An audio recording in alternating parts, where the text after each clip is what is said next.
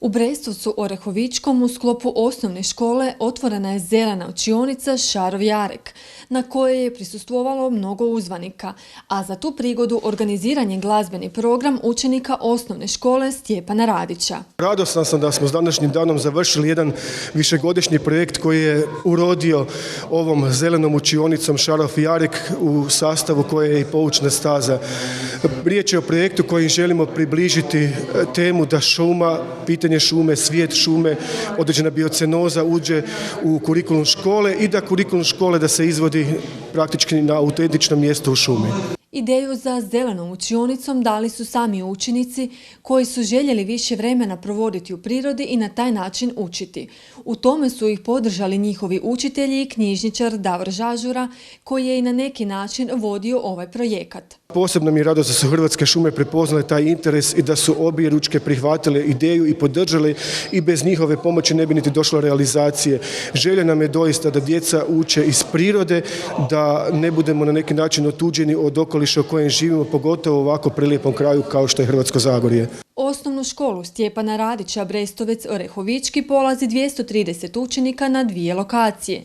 No da nije bilo dobre volje u Hrvatskim šumama, ne bi bilo ni ovog projekta. Hrvatske šume, kao što smo već na otvorenju naglašavali, su pokrenuli jedan veliki projekt, a to je Škola u šumi, šuma u školi, još 2009. godine i od tada podržavamo ovakve akcije, ovakve eko škole.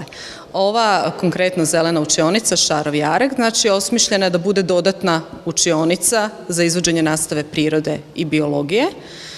Gledali smo da obradimo dakle one teme koje djeca mogu vidjeti na terenu, znači kako se ta zelena učionica nalazi u sastoji hrasta kitnjaka. Onda smo obradili dakle od vrsta drveća hrast kitnjak, grab i klen. Obradili smo šumsko cvijeće, šumaricu, visibabu, jaglac, zimzelen, nekakve poluparazite, parazite na stablima, dakle bršljan i melu kao nezaobilazne u šumi, gljive jer se nalazimo u Zagorju, kukce i životinje, ali životinje kroz hranidbene lance i njihovu funkciju u rasprostranjivanju sjemena i plodova.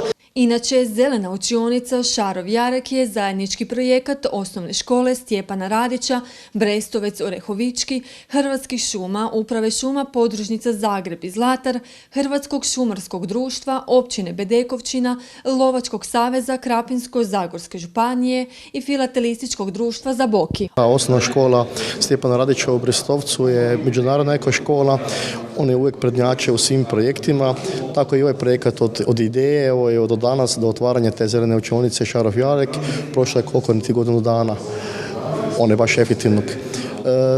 Imali ste priliku vidjeti, krasna ideja, krasna realizacija, moram zahvaliti Hrvatskim šumama, Hrvatskom udruženju, Hrvatskom šumarskom udruženju, podružnica Zagreb, šumari Zlatar, svima ostalima koji su naravno i osnovnoj školi, njom ravnatelju i svim djelatnicima koji su učestvovali u tom projektu. Općina Bedekovčina također se uključila u projekat, a kako ističe načelnik Darko Ban, ove godine održat će se i zanimljivo događanje na jezerima u Bedekovčini. Na Bedekovčinskim jezerima isto imamo poučnu stazu gdje se tu aktiviraju ptičeki, evo i to će biti sad još jedna velika poveznica da te dvije staze objedinimo i sve u cilju edukacije djece.